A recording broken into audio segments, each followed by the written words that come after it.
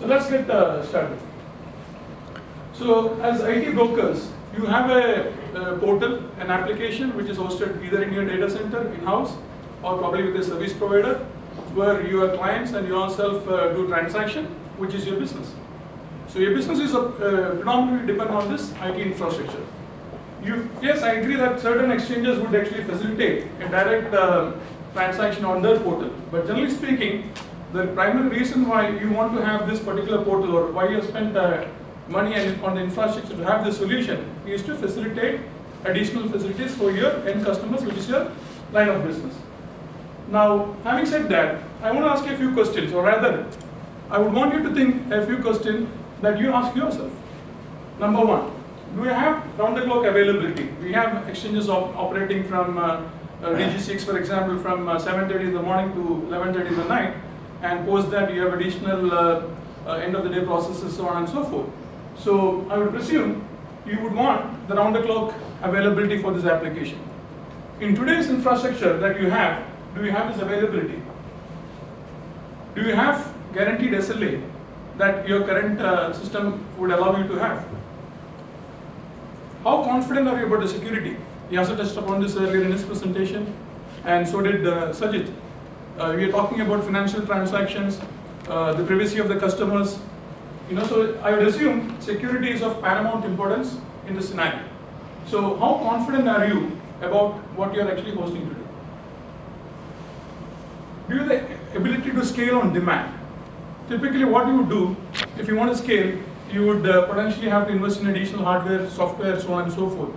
So how long does it take if you want to grow your business? Is it days, weeks, months to get your infrastructure ready and then scale up your business? Disaster recovery, we touched upon that.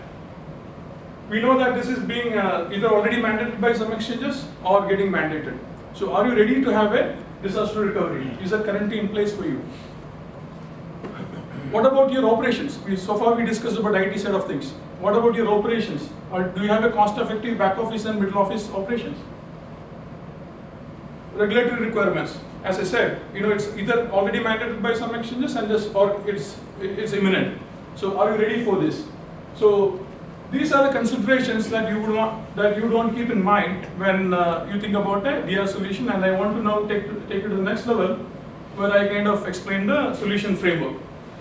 So we touched upon the regulatory mandate, and we also talked about the data center and why somebody needs to have the data center, the advantages of the data center. So what we have essentially is state-of-the-art data centers with certified level. We have two data centers, a primary site and a DR site, both in Dubai, one in Dubai University and one in Dubai outsource zone. What the solution is built on cloud infrastructure. And why cloud? Primarily three reasons: scalability, availability, and pay-as-you-go, or cost efficiency. So by the nature of cloud, what it allows you is it is resilient in itself, because what we have is a bunch of servers, a server farm built in both our data centers. So typically, if you were to design the solution in a traditional model, what you would have done is basically you would have taken a bunch of servers, made every aspect of it redundant, and then you would have invested a huge amount of capex in that.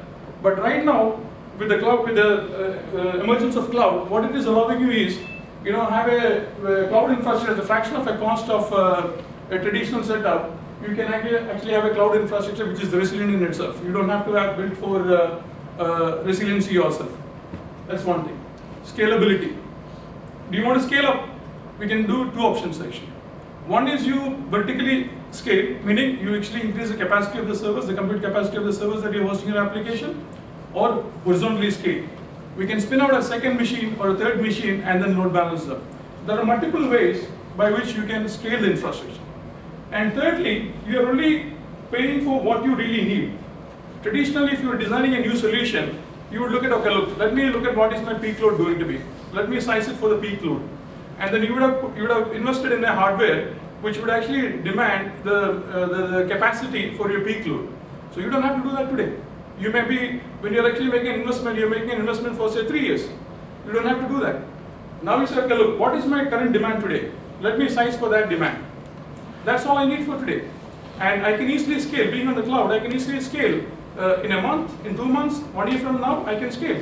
And so I typically, you just need to pay for what you need that capacity for today. So that's the advantage of the cloud infrastructure, and that's the reason why we have actually articulated this solution on a cloud infrastructure.